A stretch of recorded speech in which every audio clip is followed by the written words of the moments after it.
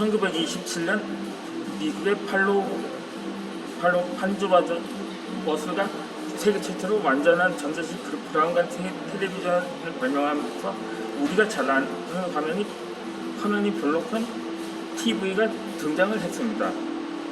이후 TV는 흑백에서 컬러로, 아날로그 방식에서 디지털 방식으로 끊임없이 진화했고, 지상파의 영향에서 위성방송, 케이블 방송, 인터넷 방송으로 영향을 확대해 갔습니다. 인류 역사에 있어 TV가 일상생활에 미치는 영향력은 실로 위대했습니다. 안방극장이라는 발명과 함께 가족의 시선을 사로잡고 아빠의 귀가 시간과 엄마의 여가 시간을 지배하는 막강한 힘을 발휘했습니다. 요즘처럼 다시 보기 기능이 없던 당시에는 원하는 채널을 보기 위해 리모컨을 차지하려는 신경전은 대부분 가정에서 볼로 뽑는 흔한 전화 풍경이었습니다. 주말 동안 방영된 연속 국가 교육부 프로그램은 월요일 아침 회사와 학교에서 사람들 간의 대화의 중심으로 차지했고, 프로그램 내용을 알지 못하는 대화에 끼지 못해 요즘 말로 아웃사이더가 되기 일쑤였습니다. 드라마와 예능의 흥행 여부를 결정짓는 것은 TV 시청률이었고, 그리고 그 시청률은 곧 대중성으로 해석되었습니다. TV 편성표가 신문의 한 면을 상당하게 차지했고, TV 광고는 당대 최고의 스타이지만 허락된 영광처럼 여겨졌습니다. 옛날에 이 텔레비전에 내가 나왔으면 정말 좋겠네요 라는 노래가 아이들 사이에서 유행하는 것은 그 시대의 시선이 어디에 머무르고 있었는지 알 수 있는 중요한 키워드였던 것입니다.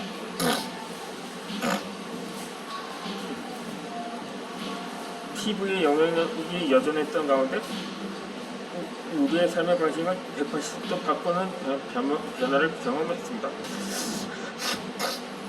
어느 날부터인가 TV에만 볼 수 있던 방송을 인터넷을 통해 컴퓨터나 스마트폰으로 볼 수 있게 됐고, 컴퓨터와 스마트폰을 사용하는 시간이 늘어났으면 모니터에 TV 기능이 추가된 제품이 출시되었습니다.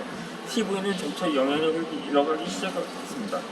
결국 2010년대에 들어서서 어떤 TV는 컴퓨터의 일종으로 변화하면서 새롭게 포지셔닝이 되기 시작했습니다. 화질이 좋은 TV에 스마트 셋톱박스로 연결돼 온라인 스트리밍으로 드라마라든가 영화, 예능 프로그램 등을 보거나 아예 인터넷과 연결된 스마트 TV를 제품을 구매하는 등 TV는 더 이상 TV 자체로 소비되는 것이 아니라 보조 전자기기의 위치에 머물게 된 것입니다. 이 모든 것을 인터넷이라 불리는 인프라 모바일이라는 하드웨어의 혁신을 만들어낸 결과라고 생각할 수 있습니다. 하지만 저는 하드웨어보다는 소프트웨어, 즉 콘텐츠의 변화가 이 결과를 만들어낸 것이라고 생각합니다. TV가 담아내는 콘텐츠가 더 이상 사람들의 시선을 끌지 못하고 있는 것은 아닐까요?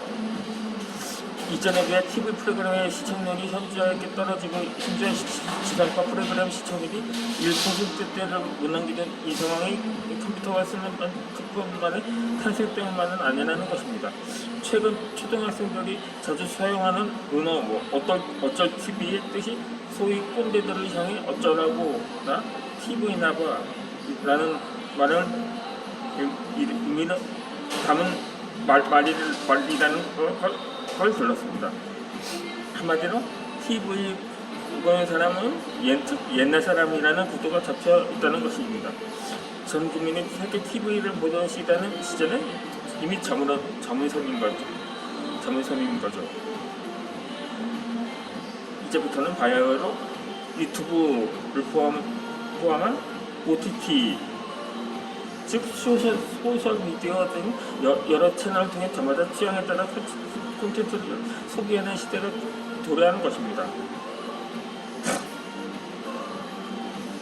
거기에다 팬데믹은 전 세계적으로 비대면이라는 특수한 상황을 발생시켰고, 이는 게임사이가 배달 빈도의 증가뿐 아니라 콘텐츠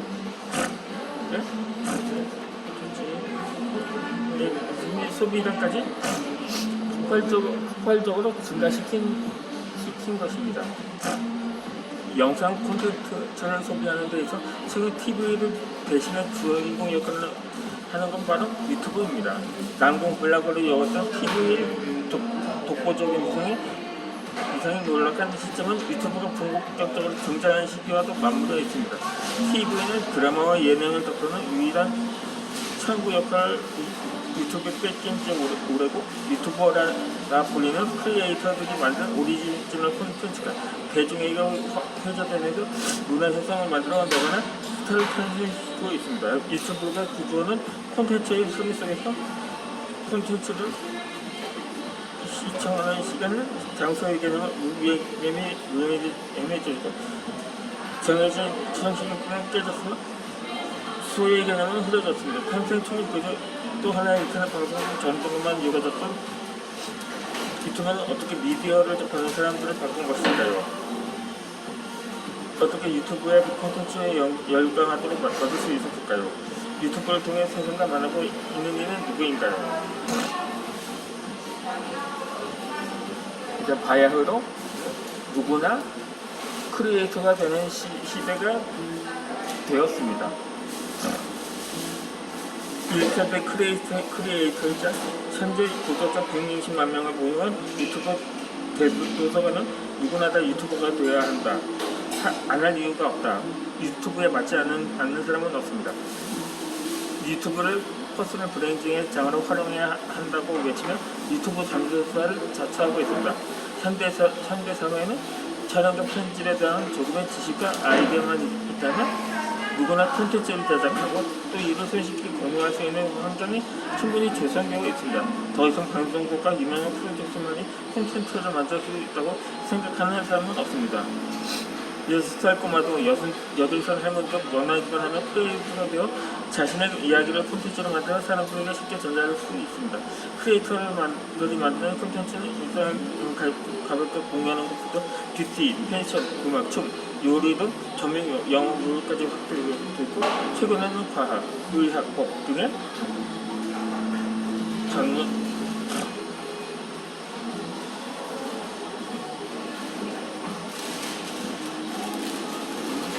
지식도 콘텐츠로 쉽게 접할 수 있습니다. 이렇게 사회 전반적으로 연령과 계층에 상관없이 누구나 크리에이터가 되어가고 있는 것입니다. 이야기를 본격적으로 이어나가기 전에 저는 인플루엔서와 크리에이터의 부분과 관계에 대해 짚어보고자 하려고 합니다. 이는 앞으로 우리가 다룰 크리에이터라는 존재를 좀 더 명확히 이해하는 데 도움이 될 것입니다.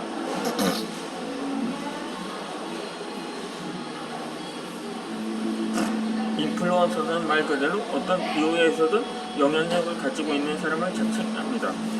가수나 연기자, 개그맨 같은 연예인도 나라의 대통령, 장관, 정치인, 과학자, 의사, 요리사 같은 전문가들도 누군가에게 영향력을 미친다면 인플루언서라고 할 수 있습니다. 인플루언서는 활동 모델을 온라인과 오프라인으로 특별히 나누지 않고 특별히 무언가를 하지 않아도 영향력을 미치는 존재가 되어버렸다고 보는 게 적절할 것 같습니다. 반면에 크리에이터는 무언가를 창조하고 만들어내는 것에 기원을 두고 있습니다. 즉 온라인이나 오프라인을 통틀어서 건축물이라든가 물건, 제품 혹은 콘텐츠를 창작하는 모든 사람은 크리에이터라고 할 수 있습니다. 따라서 우리가 주목하는 영상 콘텐츠를 주로 만드는 사람도 물론 크리에이터입니다. 이러한 크리에이터가 인플루언서와 접점을 이루는 것은 유튜브 같은 온라인 콘텐츠 플랫폼이 탄생하고 성장할 수 연결 시대의 흐름과 관련이 있습니다. 무언가를 창조하고 만들어내는 사람이 그 출전 다수에게 영향력을 미칠 수 있는 상황들이 만들어지는 것입니다. 인플루언서를 지지하고 따르는 팔로워들이 플랫폼 안에서 구독자가 되어 크리에이터들을 지지하고 따르기 시작합니다. 구독자가 늘면 크리에이터가 만든 콘텐츠가 더 주목을 받고 크리에이터가 갖게 되는 영향력이 미치면서 인플루언서가 되는 것입니다. 2018년도 대학 내일 20대 연구소가 이제 15살에서 34살까지의 남녀 800여 명을 대상으로 조사한 결과를 살펴보면 각 분야의 제품을 구입하거나 서비스 이용 정보를 얻고 싶을 때 연예인보다 그러니까 연예인이 26.6%를 차지했고 크리에이터는 73.4%나 되니까 그 크리에이터의 조언을 더 신뢰한다고 한다는 그런 것입니다. 팬들의 신뢰는 결국 크리에이터의 영향력으로 직결이 됩니다. 크리에이터의 콘텐츠에 대한 신뢰가 쌓일수록 이 관계는 더욱더 건강한 방향으로 확대되거나 재생산될 수가 있습니다. 물론 크리에이터들 모두 인플루언서의 전시에 넣을 수는 없습니다. 그러나 유튜브 등의 플랫폼을 통해서 자이든 타이든 크리에이터가 인플루언서가 되는 건 자연스러운 현상입니다. 또 크리에이터 모두가 그 영향력을 수익을 만드는데 활용하지는 않지만 요즘 화제인 크리에이터 이코노미 개념을 적용하는 그들의 영향력을 수익화하는 방법론은 분명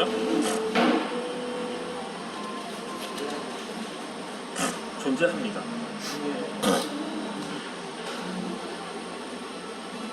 이와 관련해 미국 IT 매체인 와이어드의 수석 편집장이자 미래학자인 케빈 켈리는 팬 1000명이 있으면 누구든 성공적인 크리에이터의 삶을 살 수 있다는 1000명의 팬 이론을 제시한 바 있습니다. 팬의 지능은 곧 영향력의 확대로 시작할 수 있고 이러한 영향력이 꼭 안정적인 수익 창출과도 연결된다는 이야기입니다. 여기서 유튜브를 포함한 기존의 빈 플랫폼들이 크리에이터 이코노미 생태계를 조성하고 크리에이터를 지켜시키는 데 더욱 힘쓰는 이유를 찾을 수가 있습니다. 플랫폼 입장에서는 크리에이터의 수익 창출이 없다면 그런 콘텐츠 수급에 어려움을 겪을 수가 있기 때문입니다. 물론 크리에이터가 되려는 사람 중에 취미의 관심사를 다른 사람들과 공유하겠다는 생각으로 수익을 목표로 하지 않고 콘텐츠를 만드는 사람도 분명히 존재합니다. 하지만 수익 혹은 상업적인 목적을 하더라도 크리에이터가 만드는 콘텐츠나 플랫폼을 통해서 팔로워를 만들어가는 과정에서 영향력이 조금씩 커지고 결국 인플루언서가 되면 전개의 일반적인 흐름을 것은 부정할 수 없습니다.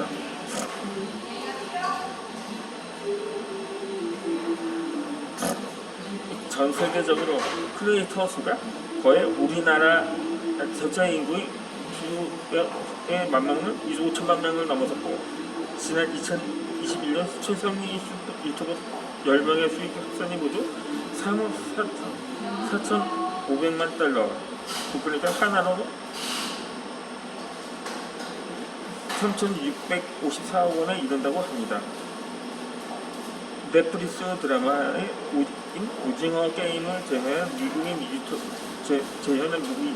유튜버 지미 도널드슨의 미스터 비스트 채널은 2021년 한 해에 조회수 100억 회를 넘겨 5,400만 달러를 벌어들이면서 미국 경제 매체 포스트 선전 전 세계 가장 많은 수입을 거둔 유튜버에 올랐습니다.